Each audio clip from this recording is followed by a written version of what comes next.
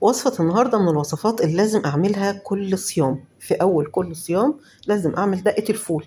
طبعا مفيش غنى عن طبق الفول في الفطار أو في العشاء أو حتى ممكن في الغداء. مفيش غنى عن طبق الفول، فعلشان نختصر الوقت وتعملي طبق الفول في أقل من نص دقيقة، يبقى وقت تحضير طبق الفول هو يدوب وقت إن انت تحطي حبة الدقة على الطبق، مبياخدش وقت خالص. هنعمله مع بعض إن شاء الله. هتدعي لي بعد الوصفة دي. بس لأول مرة تشوفي قناتي، قناة أكل صيامي متخصصة في الأكل الصيامي بس. أتمنى إن أنت تعملي لايك للفيديو وشيريه لأصدقائك.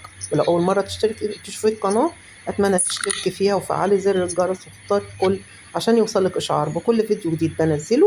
ونشوف بقى هنعمل الدقة إزاي ونجهز طبق الفول في نص دقيقة. نشوف بقى عملنا الدقة بتاعتنا إزاي. أول حاجة مكون أساسي الليمون،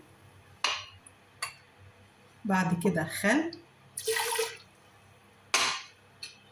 بعد كده عندي هنا توم،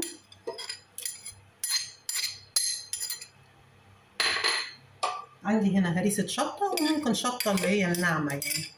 ممكن تحطي بابريكا لو مش بتحبي الحاجة سبايسي.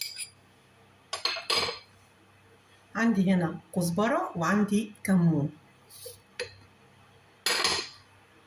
عندي هنا بقدونس مفروم، او ممكن لو حابة تحطي كزبرة خضراء، بس انا اكتفيت بالكزبرة الناشفة. هبتدي بقى ايه اضربهم مع بعض. هحط مية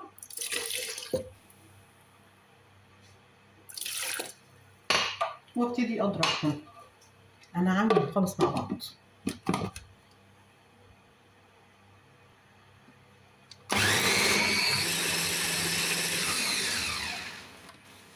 كده تمام. ريحتها فظيعة فظيعة.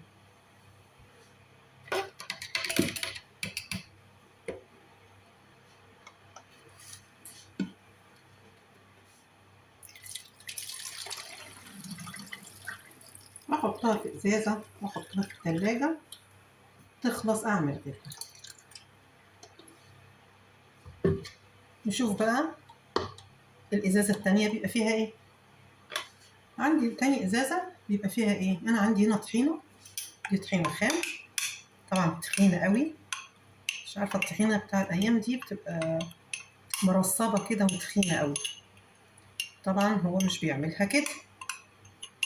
هنحط عليها ايه، هنخففها بزيت. مش بتتخفف بمية على فكرة، نخففها بزيت، يكون زيت كويس، زيت ذرة او زيت عباد، تخففيها كويس.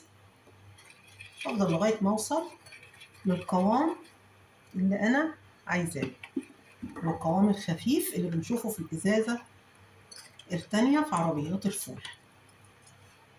كده تمام، قوامها خفيف. هبتدي احطها في الازازة.